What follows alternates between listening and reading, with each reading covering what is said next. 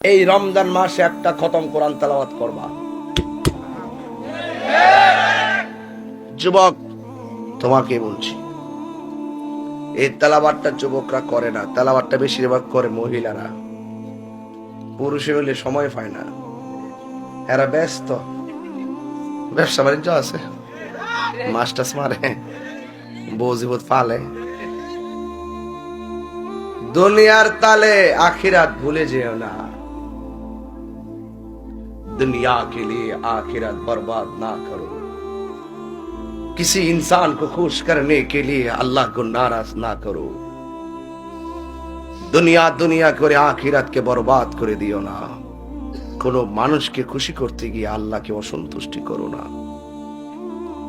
মনে রেখো, দুনিয়াটা হলো জেলখানা। দুনিয়া বড় তুচ্ছ জায়গা, মরা গরুর মতন।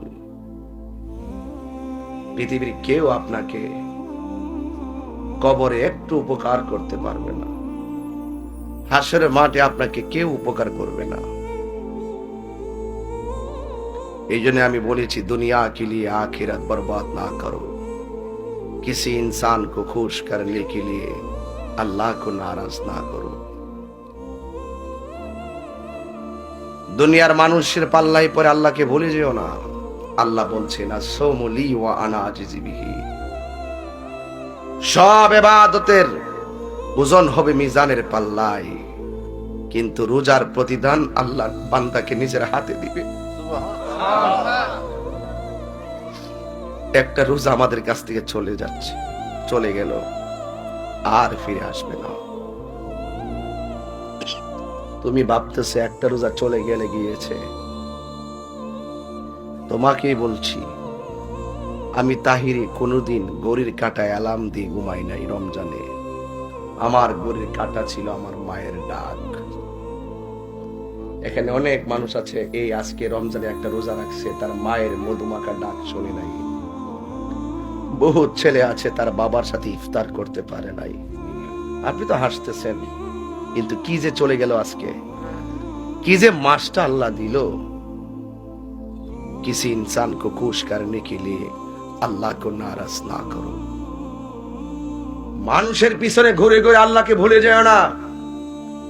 মনে রেখো, তিনি তোমার শুরুর মালিক, তিনি তোমার শেষের মালিক, তার কাছেই তোমাকে যেতে হবে। ইন্নাহু হুয়া ইউবদিউ ওয়া ইউঈদ ওয়া হুয়াল গফুরুল ওয়াদুদু যুল আরশিল মাজিদ। যিনি ছিলেন, তিনি আছেন, তিনি থাকবেন, জবান খুলে কোন তিনি কে? রোজাদারের জন্য সবচেয়ে বড় নিয়ামত কি আপনারা জানেন? প্রত্যেকে জানবেন। রোজাদারের জন্য সবচাইতে বড় নিয়ামত কি জানেন না? রাসূল বলছেন, রোজাদারের জন্য সবচেয়ে বড় নিয়ামত আল্লাহর সঙ্গে দিদার।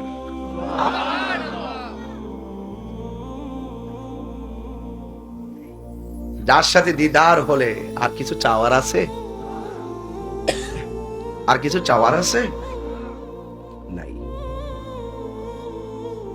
রমজান মাস শয়তান সবগুলারে বন্দী করে ফেলে রেখেছে। সব শয়তান বন্দী, এরপরে মানুষ কেন শয়তানি করে? তার কারণ, আতর এখানে লাগিয়ে বোতলটা পানিতে ফেলে দিলে হাতে আতরের সুবাস যেমন বাসে। শয়তান রমজানে বন্দী হলো, শয়তান সারা বছর যে তোমাকে ওয়াসওয়াসা দিয়ে গেছে, সেই শয়তানের তাসির আর আসর তোমার মাঝে আছে বলেই তুমি সারা বছর দ্রব্যমূল্য রাখো একরকম, রমজান আসলে তুমি দ্বিগুণ বাড়ে।